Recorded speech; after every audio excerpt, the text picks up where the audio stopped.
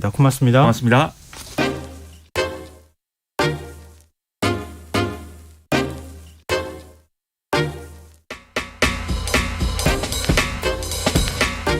바쁜 당신이 알아야 할 모든 것 여기에 있습니다. KBS 1라디오 김성환의 시사야.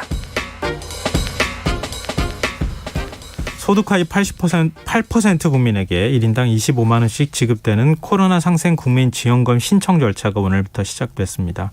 첫날 신청자들이 몰리면서 오전 한때 카드사 홈페이지나 앱 접속이 지연되는 일도 있었는데요.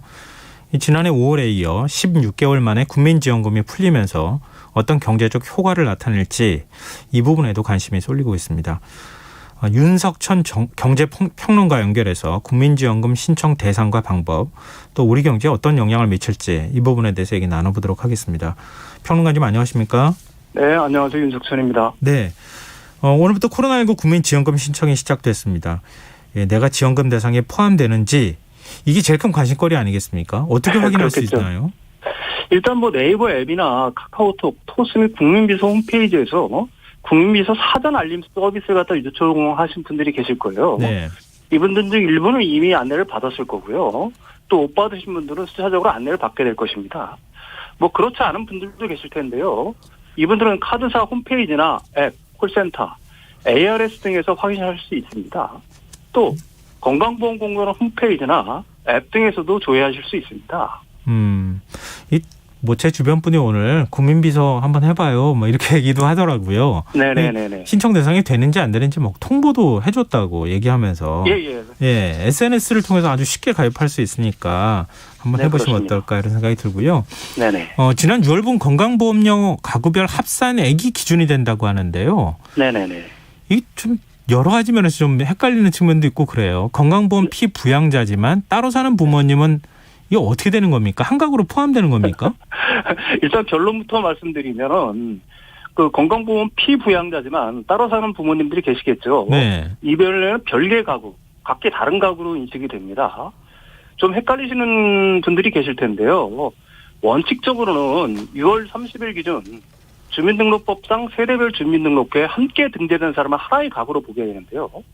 다만 피부양자인 배우자나 자녀의 주소지가 나와 다른 경우가 있겠죠. 네. 이 경우에 이들이 건강보험법상 가입자인 나의 피부양자라면 하나의 경제공짜로와 가입자와 동일한 가구로 봅니다. 그런데 아까 말씀드린 것처럼 주소지가 다른 부모도 있겠죠. 이 경우에는 부모와 나는 다른 가구로 봅니다. 헷갈리실 수 있는데요. 건강보험의 주체가 나라면 네. 부모님은 따로 살면 다른 가구, 자녀는 따로 살더라도 한 가구가 됩니다. 또 맞벌이 부부가 있겠죠. 네. 그래서 주소지가 다른 경우가 있을 수 있을 겁니다. 직장이 지방인 경우도 있을 거고요. 이 경우에는 원칙적으로 별도의 가구로 보되 부부의 합산 보험료가 유리한 경우에는 동일 가구로 인정이 되게 됩니다.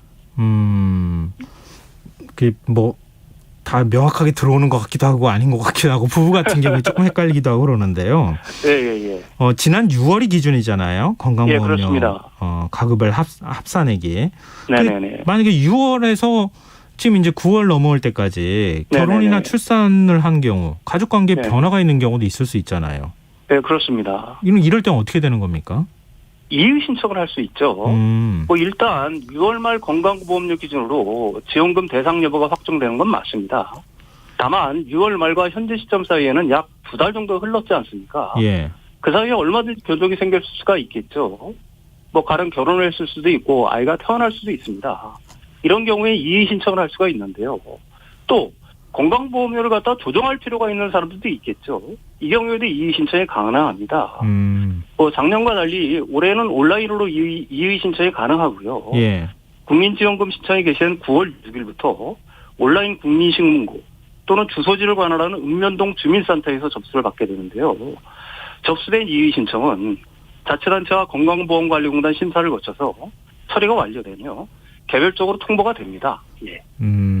근데 지급 대상에서 탈락한 분들 사이에서는 좀 불만의 목소리가 나와요. 이 지급 기준에 그렇겠죠. 형평성이 없다. 이런 지적에 대해서는 어떻게 보십니까? 뭐 가령 연봉 3,500만 원 중소기업 재직자인데 집 마련을 못해서 부모님 집에 거주할 경우 또 부모님도 직장 가입자예요. 네. 이 경우에는 뭐 건강보험료를 가구당 굉장히 많이 낼 수가 있게 되니까 해당 가구는 전체적으로 못 받겠죠. 네. 뭐 반대로 분가를 해서 따로 산다면 양쪽 모두 보험료가 줄어드는 셈이니까 받을 수도 있었을 겁니다. 뭐 당사자는 억울할 수밖에 없겠는데요. 다만 어떤 기준이나 잣대를 사용한다 해도 형평성 논란은 불가피하다고 봅니다. 또 국민지원금 취지를 이해할 필요가 있겠죠.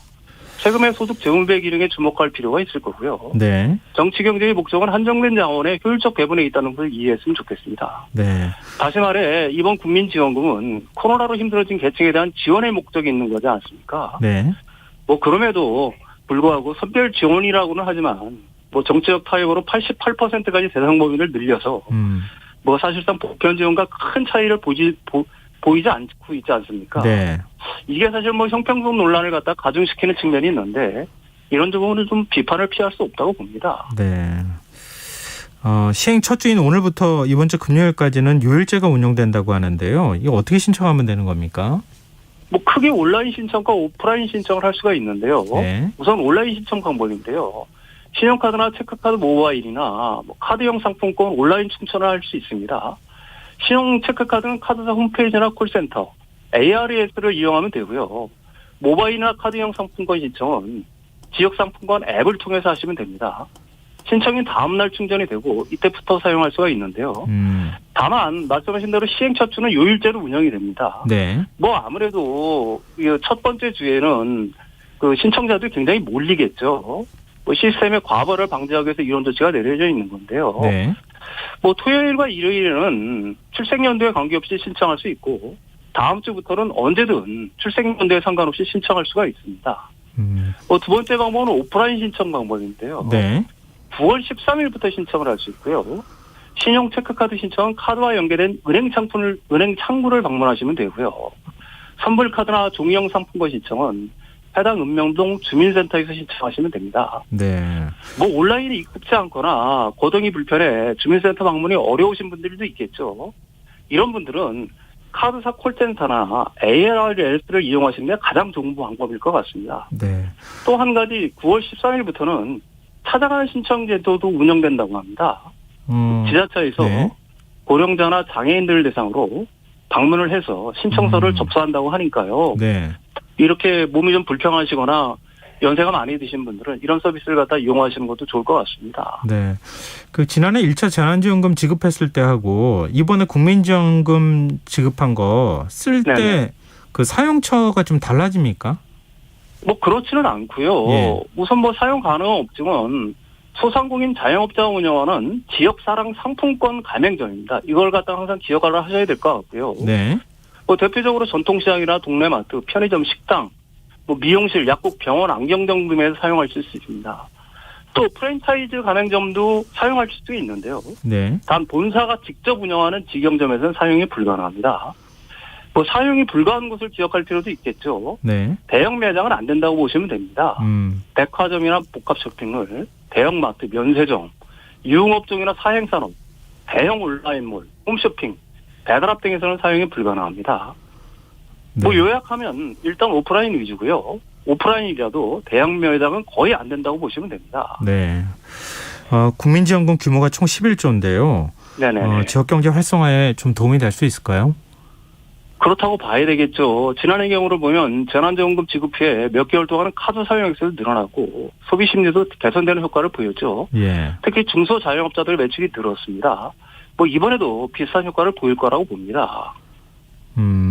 일각에선 국민지원금이 풀리면서 좀 물가가 더 오를 수 있는 것 아니냐 이런 걱정도 하거든요. 어떻게 전망하세요? 뭐 아무래도 영향이 있겠죠. 예. 원래 추석무렵에는 물가가 좀 오르는 경향이 있지 않습니까? 네. 뭐 여기에 국민지원금으로 일시에 소비가 올리면 물가를 자극할 가능성은 분명히 있습니다. 동시에 코로나19가 잠잠해질 가능성도 높죠. 뭐 소비가 폭발할 가능성도 있습니다. 아무래도 물가 상승 압력이 소비 시즌이 연말로 갈수록 강해질 가능성은 좀 있다고 할 수 있습니다. 근데 마지막으로 이 점도 좀 짚어봤으면 좋겠는데요. 작년에 국민 재난지원금 지급했을 때도 스미싱 범죄가 늘어났었잖아요. 네네네. 뭐 정부나 카드사를 사칭해가지고 하는 네네네. 범죄인데 좀 네. 어떤 점을 주의하면 좋을까요? 가령 귀하는 국민지원금 대상자입니다. 신청하기를 클릭하세요라거나 예. 지원금 신청이 접수됐습니다. 다시 확인 부탁드립니다라는 문자 메시지를 보내고 링크를 클릭하라고 하는데요. 이런 문자나 링크를 갖다가 무심코 누르게 되면 악성 앱들이 설치돼 개인정보를 탈취당할 수 있으니까 조심하셔야 될 것 같고요. 네. 의심스러운 문자로 판단된 경우 클릭하지 말고 바로 삭제하거나 문자를 열람했다면 문자나 인터넷 주소를 클릭하지 말아야 합니다. 또 사전에 수시로 스마트폰 운영 체제와 모바일 백신을 최신 버전으로 업데이트할 필요도 있겠죠. 네, 알겠습니다. 이게 일단 전화를 하거나 그런 일은 없다. 이것만 네, 좀 그렇습니다. 분명하게 인식하시면 좋을 것 같습니다. 네, 오늘 네네. 말씀 여기까지 듣겠습니다. 고맙습니다. 네, 감사합니다. 예, 지금까지 윤석천 경제평론가였습니다.